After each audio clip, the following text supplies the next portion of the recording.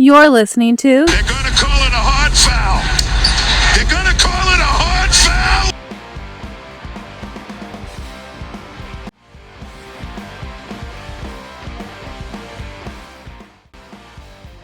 All right, we are Hot Foul, Mike, brought to you by the what?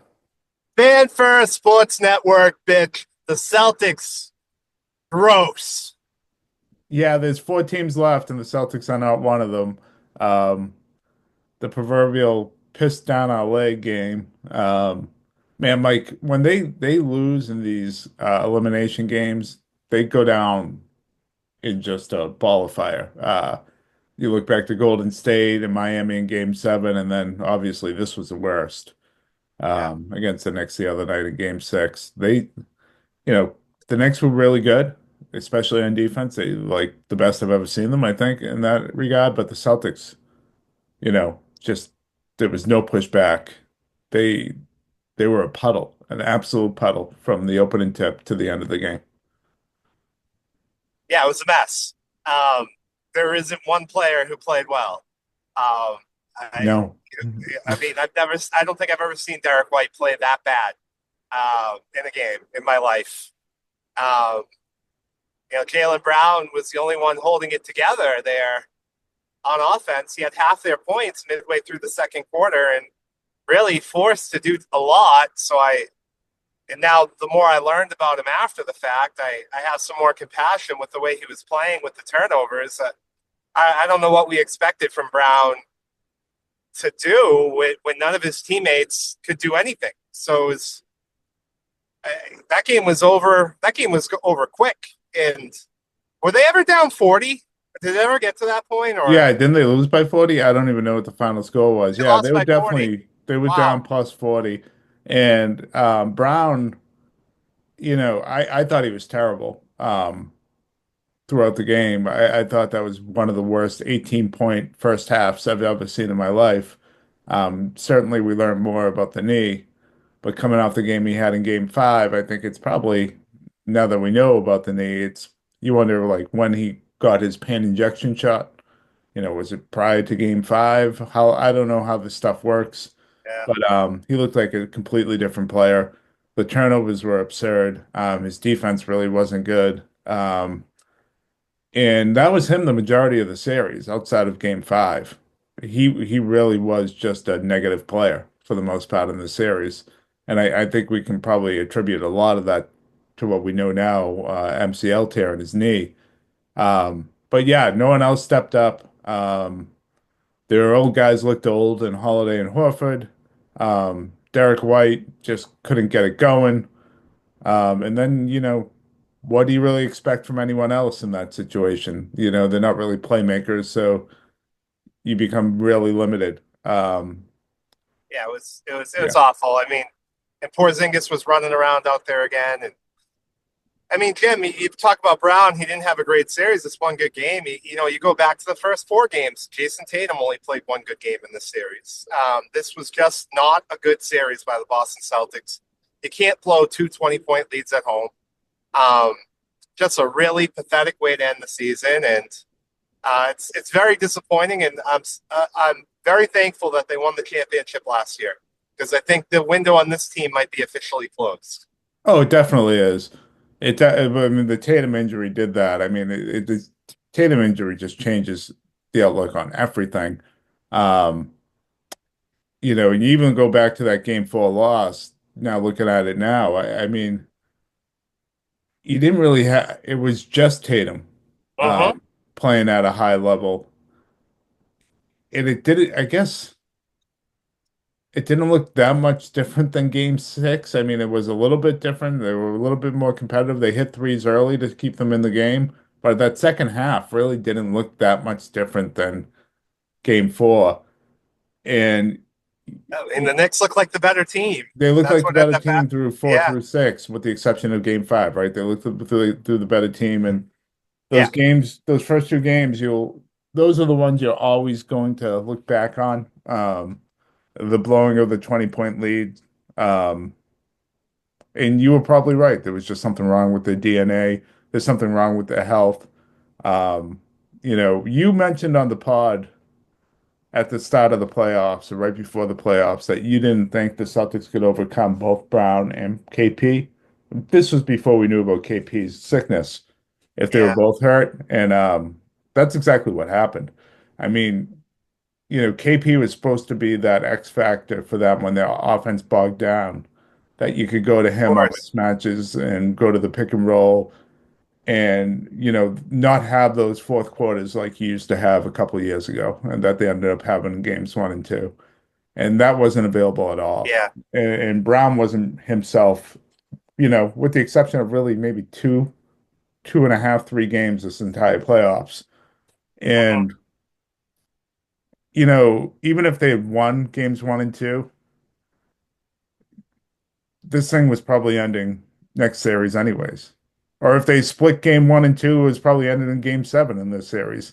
Yeah. Um, Especially with Tatum out. So I don't know. Like And especially with the level that the Knicks were playing at.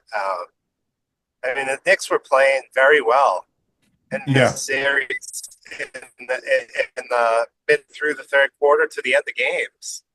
I mean, they were clutch. They were clutch on both ends of the floor. They had different guys who would hit big shots, whether it be OG hitting corner threes or Bridges just killing you with the mid range. And of McBride in course, then, game six and Mitchell yeah, McBride Robinson. was great in game six. Yeah, Yeah, Mitchell Robinson's defense in this series, they just had that DNA and they were ready to bring it, and you weren't. And I also think, Jim, like that that sham story that came out either right before the playoffs or right in the middle of the Orlando series. I wonder if it affected the attitude or the um I I'm losing the word I'm looking for, but when he came out with that story to say that the ownership was going to make changes, that this was coming, that seemed like a real bad time for them to hear that, and I wonder if it affected the locker room at all with guys saying, "Well, um, I got to get ready to pack it up here because I'm not going to be here anymore." I don't know. I think they're smart enough to know that what the window on this was, and I think that's why they went all in on this season. I think this was a team that really wanted to go back to back. I mean, Wick was on Boston radio saying that pretty much the same thing, after the new ownership deal. So it wasn't like I don't think it was Yeah, news to these guys at well, I, all, I guess you know. like something I take issue with then is all these guys were signed through this season.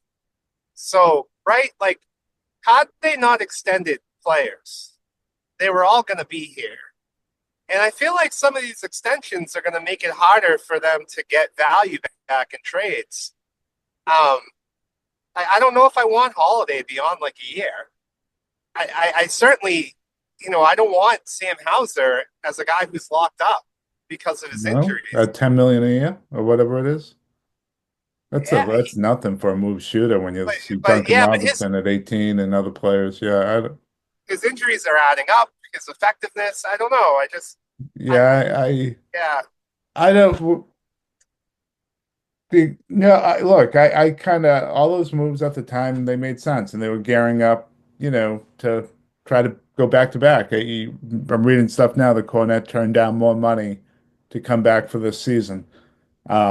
And it didn't work out. It clearly didn't work out. It was a failure in the playoffs, um, which is too bad because I thought this team really hit its stride in like March and April and was playing at such a high level that and looked like the team from last year for the first time, right? They really did. And it just it kind of collapsed. And the domino effect, I think, really happened. You had uh without Porzingis and Brown not what he was and missing Tatum even for a game in the Orlando series, it added more minutes and more kind of pressure to perform on guys like Holiday and Horford.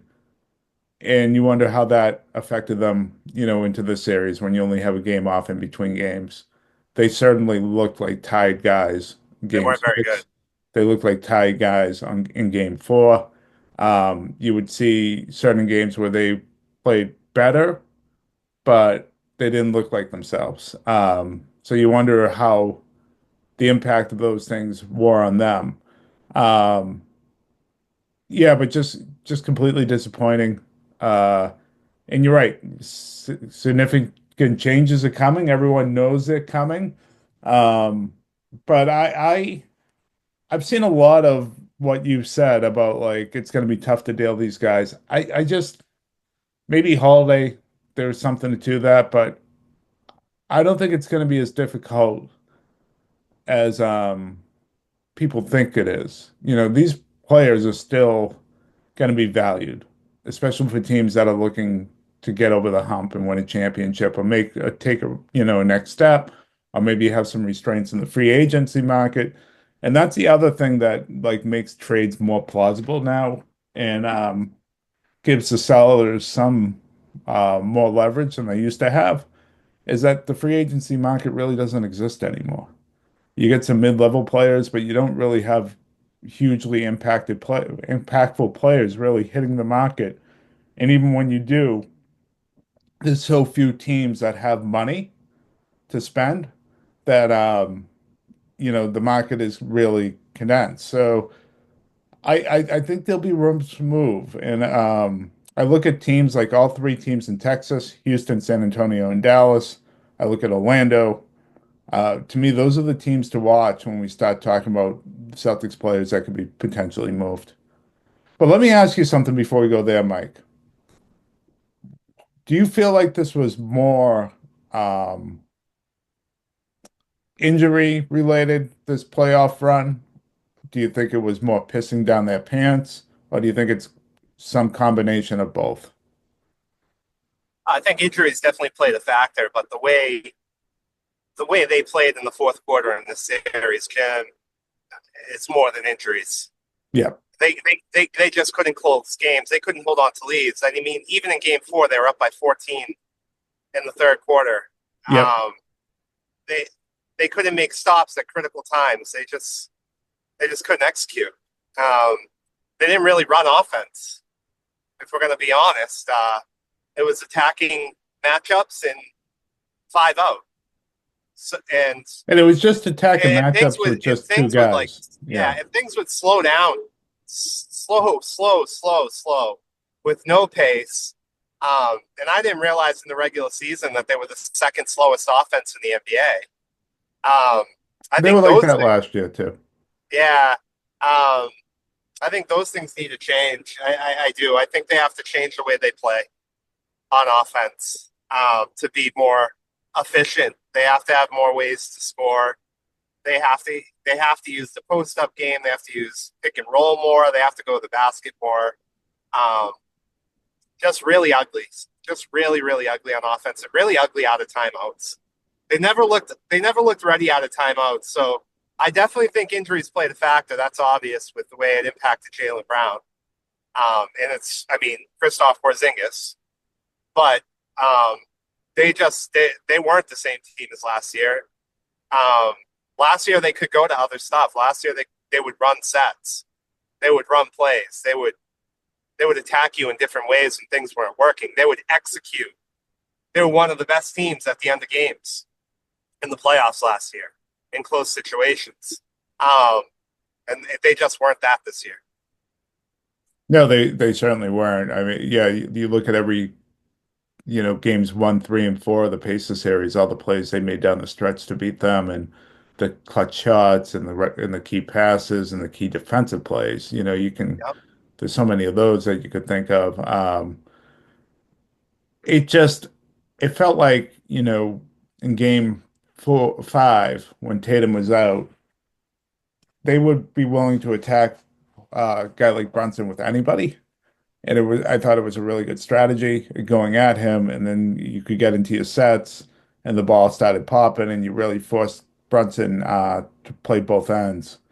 I thought games 1 and 2, especially, it was basically Brown and Tatum hunting like Kyle Anthony Towns or Yep. Brunson, and the Knicks were just ready for it. And you can almost understand it in some regard for game 1 because it worked so well during the regular season that you can chalk that up.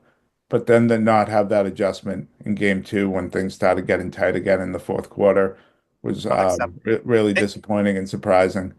Yeah, Um, the fact that they didn't get a shot off at the end of the game in two straight playoffs two straight games. games. Yeah, it's Yeah, really bad. So like I think it's you know, I think it's really disappointing those first two games, the way they lost. Really no excuse for it. Um, I think if they won one or two, I'm not sure they're winning this series if Tatum still gets hurt. If they won both, obviously they would have won this series.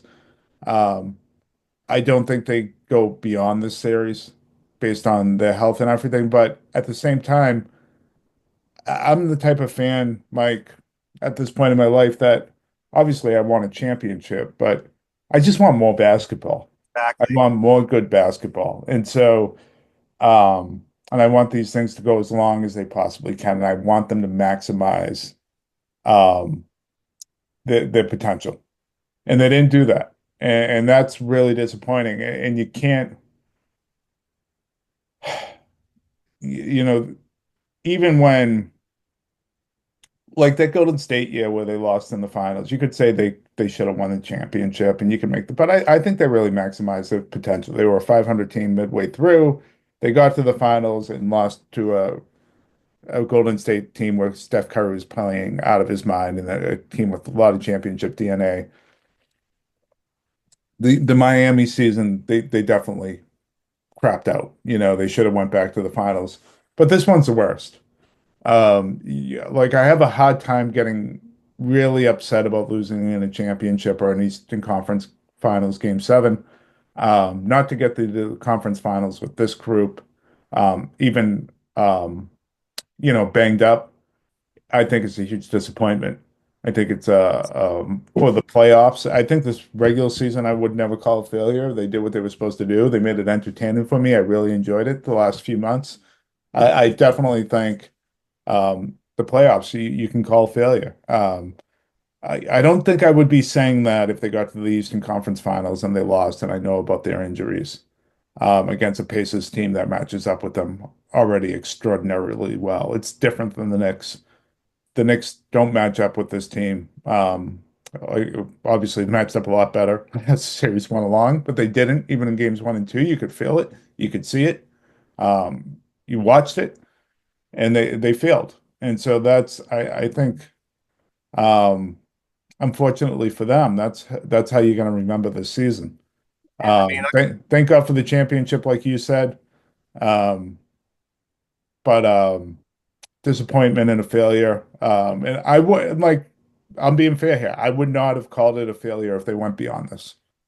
You know, obviously the series goes different ways, and maybe you change your mind based on how the series ends up going next. But I think they were, I think that's probably would have been capped out beyond this. But this was a failure in my mind. yeah, Knicks had mental toughness, and the Celtics did. Yeah. At the end of the day, that was the key to victory for New York. They were tough in those moments, and guys stepped up. Uh, and New York, they got a real shot to go to the finals. Last year, they took Indiana to 7 games, and I don't know if people forget, but the Knicks had 6 people out in that series that they lost periodically during the series, or they weren't even available from the start. Hmm. That included Julius Randle. That included Josh Hart. That included Jalen Brunson breaking his wrist in Game 7. That included Mitchell Robinson. So they're not hurt. They're healthy going into this series. I think one huge advantage that Indiana has is the Carl Anthony Towns factor in this series. I think could really be exposed to the extreme with the way Indiana plays on They offense. play much different than the Celtics. Yeah.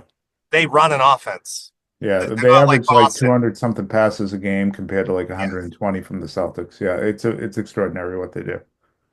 yeah. So that's going to be a great series. I think that could go 7. Obviously OKC's in the driver's seat now. I don't Yeah. think there's a real contender for them left, and they look like a championship team.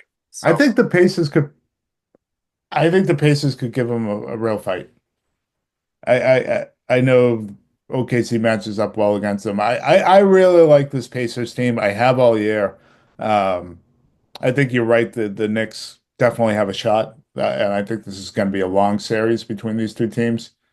But I just really like this Pacers team, and I think they've been under the radar for whatever reason. Maybe because they don't have a, a top 20 player or whatever. But I think they got a shot. I'm picking OKC to win it, but I think Indiana has a shot to surprise the world.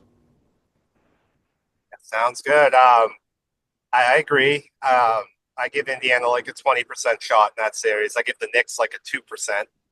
Um, Yeah. yeah. I Yeah. don't give Minnesota much of a chance, but I guess you never know when you possibly could have. SGA is definitely the front runner for the best player in that series, but there's always a possibility that Anthony Edwards and Randall, if they continue to play at this level, I mean, Randall's been great. Maybe they make it a series, but Yeah. they just don't seem to match up. So we'll see. Tell me what Minnesota team we're getting. Like, are we getting the team that played the Lakers that looked like, a team that was on the rise, or are we getting this team that just played the Warriors that was turning the ball over 20 times a game? Um, Yeah, like they've been Jekyll and Hyde all year. If I guess we got to see what Minnesota team we're getting. If it's the team that just played the Warriors, this is going to be a really short series. and I'll tell you what, that trade worked out for both teams, the Knicks and the Timberwolves. Um, I both of am them. not convinced on the Timberwolves yet, but on the Knicks, yeah. I mean, they're in the Eastern Conference Finals. That's The Western Conference Finals. Yeah, what. I think that Warriors series was, how would have that went now if Curry never went down? Yeah, like Yeah, yeah, no, hey, it looks like it works out. I think the proof will be in the yeah, but pudding in Jim, you this could series. say Are they going to that. put up a fight or not in this You could series will say be the that next about one. the Celtics last year too. I don't like when people do that. You Yeah, know, but the like Celtics ended up getting all the way through and winning it. So they answered all those questions. To me, you have yeah, to answer it in this series. Like if they go toe to toe with OKC and lose in six, then yeah, that trade worked out. If they play like they did against Golden State, the Celtics never played in a series like the Wolves just played against Golden State. Like I don't think they played well. yeah, I didn't Uh, watch the games. yeah, I watched most of them, and the turnovers were so bad. Um, Maybe they were just playing down to their level. There is that. Mhm. But I now need to see it from my I need to see it in this series of them going toe to toe with these guys. And if they do, then yeah, the trade worked. Well, Jim, we are at the end of the basketball season for Boston. Usually our what are we in our fourth season of the pod here? So usually No, we this is season five, so we'll be going into season six next year, believe it or not. yeah. So as we what we usually do is we have a couple over the summer, and we're not consistent. This is going to be different, I think. Um, we may have some different things we'll talk about this summer as Jim may have a project. But this off season is going to be really interesting. Um, I think it could be very disappointing for a lot of us facing the reality of what's about to happen. And I'll just say I don't think anything at this point would surprise me. Personally, I would hate to see Jalen Brown traded, but I also understand it's a realistic possibility that could happen. I do find it interesting all the sports talk radio just diving into the Celtics interview and Cooper Flag.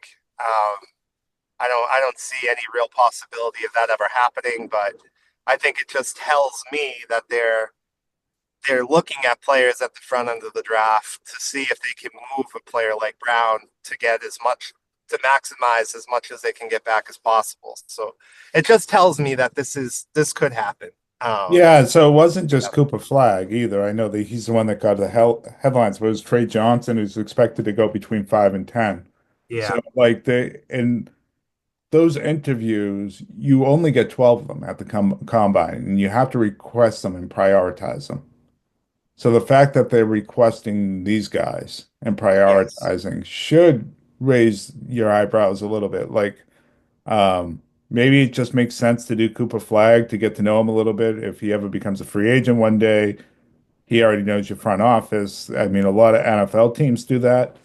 Um, with guys they're never going to draft. So Hmm. maybe there's some logic there, but like the Trey Johnson one, that's like, oh, okay, this is really interesting. Why are they doing this? Mike, if you take an emotion away from it, your emotion away from this completely, what route are you going? Um, I guess the first thing you have to know is, when Tatum's coming back. Um, but what route are you going? Um, and I think they already know, by the way. I think that Brad Stevens already has a plan. But I'm sure he has a few plans, yeah. yeah, um, the route I'm going is I'm building around Tatum and Brown. Mm. That's the route I'm going. I think that's the best route still. I think that Jaylen Brown is still going to be really, really good at the end of his contract, and he'll be So deserving would you of. be looking to move Derek White? I'd be looking to move. I definitely. I mean, if ownership is telling me I have to shred salary, Derek White, Holiday, and Porzingis are going before Brown is. Well, Bridges got 5 first-round picks. What is Derek White worth? Um, I, I, Because I would tell you his value is higher than when Bridges got traded. yeah. I don't know. I don't know who that desperate team is and who has all that draft capital. Like, I would have said OKC if they lost Game 7. Um, but now it doesn't look like they need Derek White. So I maybe, yeah. Personally, if I was a GM, I'm not giving up more than 3 first round picks for Derek White. So I'm looking at this thing, and um, I think the way you want to go is definitely a reasonable route. Especially if you can see what you can get back. Can you send Derek White to a team like Houston and get in the top 10 this year and see what you get back for players and picks? Mm-hmm. Uh, but I would not take Brown off the table. And the teams I think you have to look out for are those three Texas teams in Orlando. But particularly, I'd be watching Texas and Orlando. Um, the draft is, I believe, June 25th. NBA free agency begins June 30th. You can start talking to your own players that are free agents right after the finals. Can I name a But dark horse team? yeah, but just give me 1 second on these two Yeah, teams. yeah, sorry. So those two teams have team options on players. Yep. 44 million for Fred VanVleet. Uh-huh. Um, Mo Wagner has 11. Gary Harris is 7.5. And those you can trade those team options can be pushed back to right before free agency. So you could essentially trade some players here and then not pick up the team option on those guys and free up a ton of salary. Yep. So if, for example, if you did trade Jaylen Brown to the Rockets, you could have Van Fleet being part of that deal, a couple of young players, some picks, and then you could cut Van Fleet, and then that kind of solves, or if it's Derek White, or if you trade Porzingis to Orlando and you bring back a couple second-round picks for Wagner and Gary Harris and one other player. That would save you $18 million on your cap.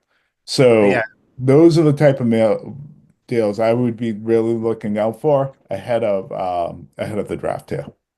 You obviously done your homework. So I just have 2 points. If I'm a GM, I do not want. I know you disagree with me, and you think. And I bet you there will be GMs that want Christoph Porzingis. I don't want him. The last two playoffs he hardly played. He doesn't play much in the regular season. Um, I'm not I'm not giving up much at all to get him. You mentioned second round picks. I would even protect those picks and say Boston, like you dumping the salary. Um, as I think far there'll as be a couple teams in the market for him. So I think there'll be some competition. yeah, as far as a dark horse team, I don't know if it's possible, but Detroit, I think Detroit needs to make that next move. You got two guys in Thompson and Cade Cunningham to build around.